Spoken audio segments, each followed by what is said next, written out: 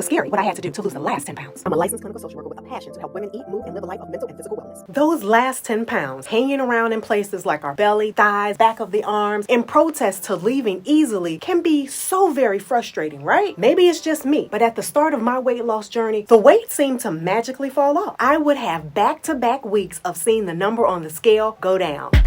Until there was a week where no change on the scale happened. And then week 2, same thing, no change. Week 3, what? Has that ever happened to you? I stalled at 160 pounds, but I didn't understand why. Had I hit a weight loss plateau? Maybe. If so, how could I break out of the dreaded weight loss plateau? At the time I started freaking out from the scale not going down, guess what? I wasn't actually in a plateaued state. To be in a weight loss plateau, there needs to be 4 weeks where weight hasn't gone down, where there's no changes in measurements. See, sometimes we may not lose weight on the scale, but still measure an inch or less around our bellies, thighs, or arms. If those measurements are showing a downward change, you're not in a weight loss plateau. A picture is worth 1,000 words. If you can noticeably see a difference in your pictures where you visibly look a little bit smaller, you are not in a weight loss plateau. When I started my journey, I took monthly progress pictures. Those pictures helped me to see changes that were happening even if the scale didn't confirm it. If you have no scale weight changes, no measurement changes, and no changes in progress pictures consistently for 4 weeks, then you are beginning to experience a weight loss plateau, which I did a little bit later on. And if that's your experience, that's where you are right now, here are 4 ways to jumpstart your weight loss, including one that was the scariest for me to even consider, let alone do at first. Start treating the letter Z as if it were the numero uno letter of the fitness and health alphabet. Not getting enough proper restorative sleep slows down weight loss, increases hunger, and the stress of being constantly fatigued sends inflammation signals throughout our bodies in the form of body aches, muscle pains, GI stuff like bloating, gas, and misread hunger cues. When I get tired of my body and my belly holding on to excess weight, I start to get really dialed into having 8 to 9 hours of sleep. Within 3 to 5 days, I start noticing changes, either in measurements or progress picture changes, and sometimes there's even a half-pound reduction on the scale. We've been told that lifting weights and cardio, more so HIIT cardio, is the prescription for weight loss, right? But is that still the best approach when you're in a weight loss plateau? My trainer threw me through a loop when he advised that I stop all cardio outside of leisure walks. Instead, only focus on lifting weights, focusing on progressive overload, where I increase the amount of weight I was lifting, but do smaller number of repetitions. I had gotten into a habit of grabbing a weight I knew I could easily do 12 or 14 repetitions, and I did that for several weeks, never really challenging my muscles to,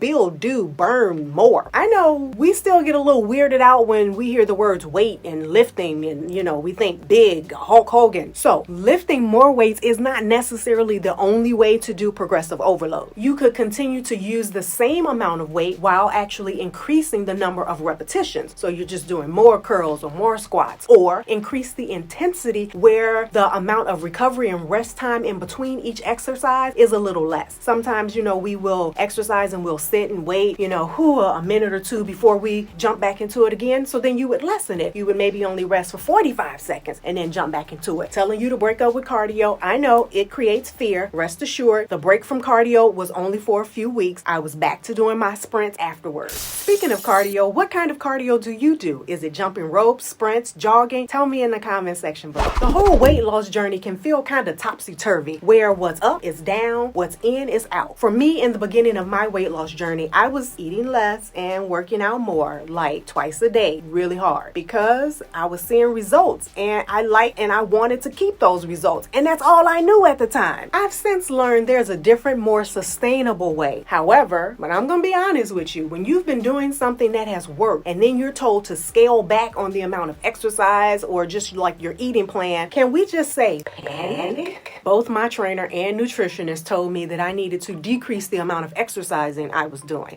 Give more days in between for recovery. That extra recovery time actually took my body out of constant stress and inflammation mode. My nutritionist, she's good. She really helped me to devise a plan to get through this stage that had nothing to do with the diet part of it. That just really works seamlessly that I shared here. Pulling back on exercise, that was difficult, but that wasn't as scary as the next step that I needed to do in order to break through the weight loss plateau. Imagine finding the perfect ideal diet where you suddenly are able to eat just enough and then stop. You can outwit those sugar cravings, and meal prepping is easy. It's like second nature. And then flip, you're told to eat more. Eat more protein, eat more carb, take in more calories.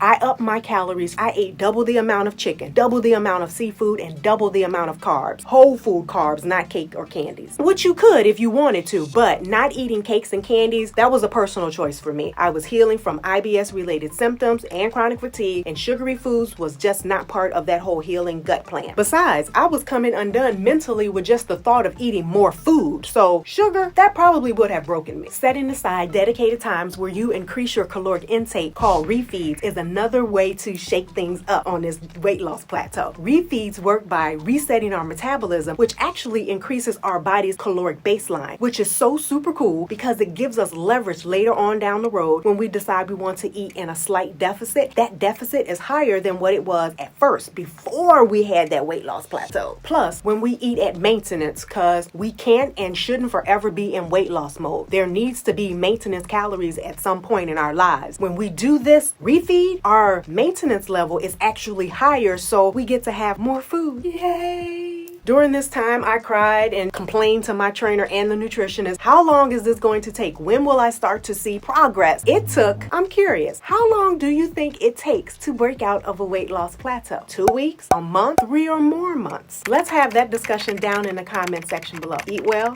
stay active.